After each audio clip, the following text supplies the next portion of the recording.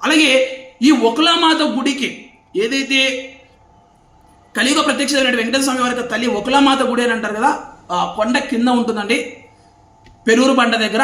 అక్కడ కూడా సమీపంలోనే ఒక చర్చి కట్టారని మేము డిమాండ్ చేసేసి అప్పుడు లెటర్లు అర్జీలు పెట్టేసి అక్కడ వీడియోలు కూడా చేస్తే విజిలెన్స్ వాళ్ళు మాకు ఫోన్ చేసి ఎంక్వైరీకి రాని నానాగా రాజాండం చేసినటువంటి వాళ్ళే ఈరోజు ఇక్కడ స్వామివారి ప్రసాదంలో ఇంత అపచారం జరుగుతుంటే ఎందుకు మౌనం? ఈ యొక్క పాపానికి ఎవరు బాధ్యులు?